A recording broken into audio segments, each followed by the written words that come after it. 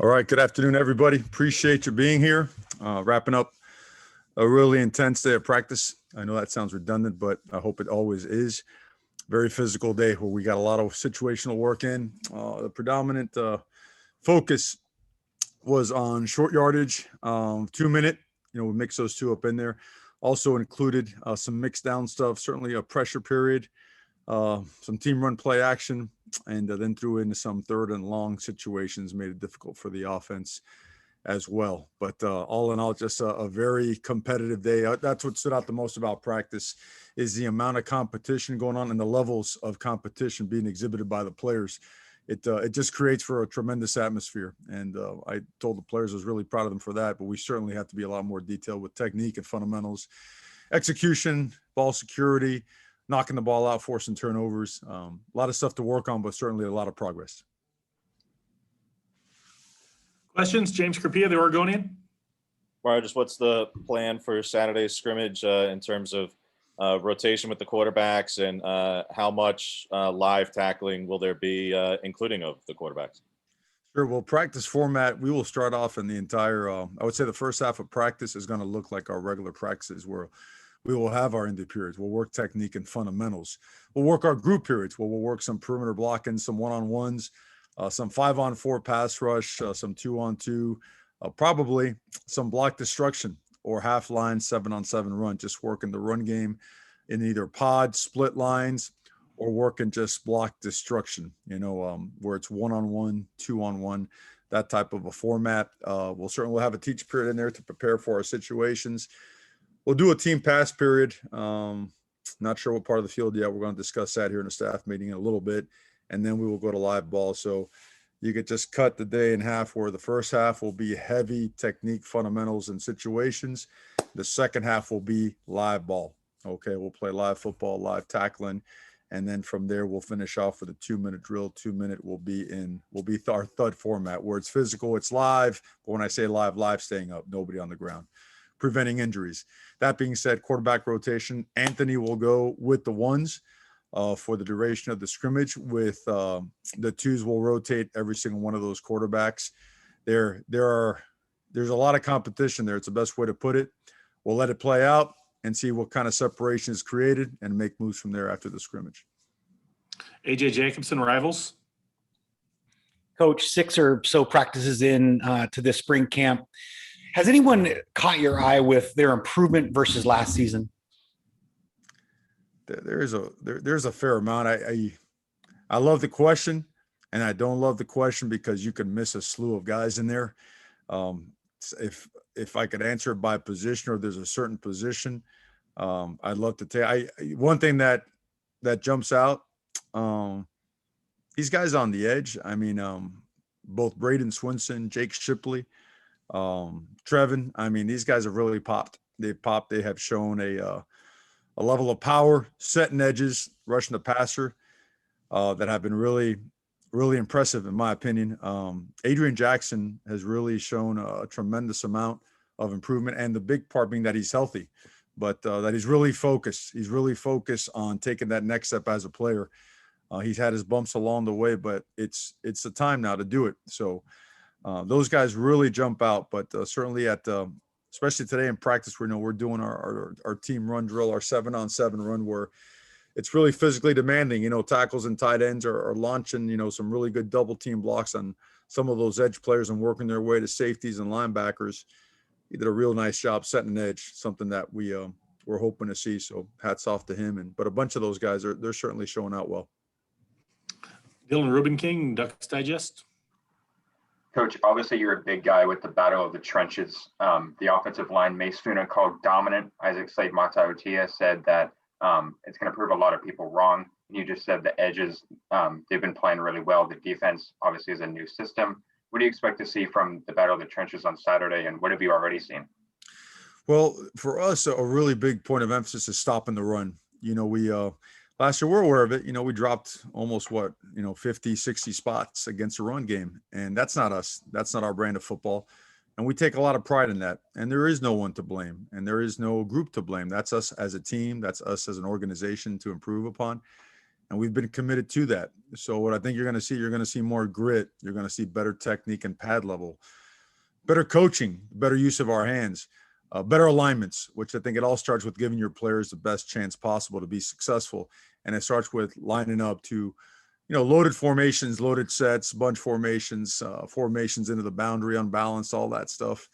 Things that have given us issues are things that we have been working on bit by bit, and we're going to place an even heavier emphasis on in the coming weeks. I think all those things are showing up in bits and pieces, and we're putting it together. And there's just a lot of like real deal excitement about it because we see the progress. We see, the momentum that's being gained by that defensive unit, and it's exciting. Coach DeRuiter, Coach Yates, obviously great additions, tremendous knowledge. And you combine it with the guys that have been here for a while, with Coach Wilson and Coach Salavea, Coach Chance. I mean, you got yourself a really good staff and players that are doing everything they can to get better. Eric Scopel, 247 Sports. Despite a couple of the freshmen being here last year, not a lot of opportunities to scrimmage. Obviously, Ty hasn't had a scrimmage yet, I guess, really. What are you kind of hoping to see from those guys? I mean, is it simple as just how they handled the live scrimmage situation? And I guess beyond that, kind of what do you hope to see from the younger guys on Saturday? I think anytime you scrimmage with, especially, I guess, let me go back here. We've installed enough football to last us 2.5 seasons in just 7 practice. We have installed a lot. We've thrown a lot at them because we want to see how much we can handle. We want to see what can we be good at. We want to experiment. But at the end of the day, when you get to a scrimmage format, you want to see who can block, who can tackle, who can throw, who can catch, who can run, who can execute under pressure, who can just carry out the basic fundamentals and principles of playing good football. And that'll be the focus of Saturday. You won't see a ton of razzle-dazzle and whatnot. But when you talk about a freshman being here, you want to see and you want to expect the same you would out of a veteran player. I think if you start lowering those standards, I think you almost create a new culture that just doesn't fit with what we do. That being said, these guys have invested a lot of time. These are not, in my experience, these are just not your normal freshmen. These guys are a very hungry group of guys that, mind you, haven't played football in a long time, right? A lot of these guys had their seasons cut short, shortened, canceled, right?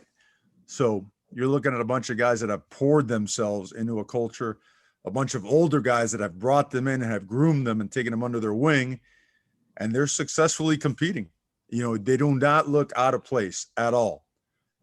So we're expecting a lot of them on Saturday. Matt Preem, 247 Sports. The NCAA is expected to pass a one-time transfer policy where guys can be eligible right away. Last week, Dana Altman said basketball has been ahead of the curve for transfers, but he's expecting, football and all the other sports are going to have transfers left and right. Do you have someone on staff to kind of monitor the portal? It feels like that's the way things are going to go from a recruiting standpoint. And do you monitor that right now? And I guess have the space to take a transfer if you find someone this offseason? We have guys with duties and obligations that include the transfer wire. That's right. It's like the NFL waiver wire now. It doesn't change our daily operations. It's just an added component to someone's job requirements. But yes, we do, to answer your question. It's certainly a different day and age in football, but it goes back to, hey man, do what you do it well, work your tail off as best you can, do right by guys, and then find out, what your team is going to be about, what you're going to be good at. And if there's opportunity to make it better, sometimes it happens through a transfer, gain, sometimes through attrition, addition by subtraction. A lot of different ways this happens. Got to be adaptable, and we're certainly doing that, Matt.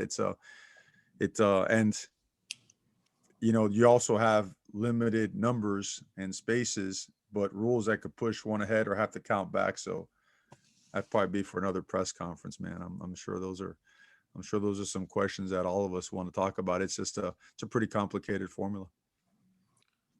James? Mario, just going back to the defensive install and improving against the run, like you're talking about, there's some interesting analytics over the last several years about spread offenses struggling against 2-down linemen. And it looked like the other day, that's kind of what KT was talking about and some of the kind of multiple looks. yet you're in a division where there's Stanford, there's Washington, there's Cal, there's Oregon State, who really emphasize power running attacks. So how do you want to integrate what Tim is obviously bringing in with a very multiple look, and Andy did as well, where you want to stick with the trend of the sport because you're taking on those kind of opponents, but you're in a division that's kind of acting against the curve in that sense, where there's so much of an emphasis on traditional power running game? All right. To answer your 4-minute question. Okay. It goes like this a little bit. Well, you have to do what's best for your team. And there's two things that are good for our team. Number one is the use of multiple personnel groupings. I mean, whether it be 12 personnel, 11, 10 personnel, they all have a place in our offense, and we're pretty balanced with that. Now, that being said, your defense has to see those sets, right? Because defend the run versus 6-man, 5-man blocking schemes is a whole different animal now. And when you start getting a, 2 tights and 3 tights, and you start scrunching the formation and going snug sets or going formation into the boundary and tackle over and all that stuff, man, that requires seeing it, aligning to it, understanding what teams are trying to do to that. So as to your question, no, we are, and that's part of these next couple of weeks, but it's also part of our install as well. So I think what we have now is we have the balance of what the offense is doing and working its way towards doing really fits to what we're going to be seeing, because we do have our spread attack. We do have our open set attack, but we also have our close set and our scrunch set and our snug set attacks. And all that bodes well to preparing a defense that's as multiple as Coach DeRuyter's defense is. And it also works well for the offense because there's a lot of carryover to what we're doing and other facets of what we're going to do as it pertains to what we're going to see. I think it's a great blend. Sometimes you have to fabricate stuff. If you're, for example, if you're an air raid offense and you want to prepare your defense that week, you probably got to grab some guys to play the tight end roles and get in there and put their hands down and run inline stuff.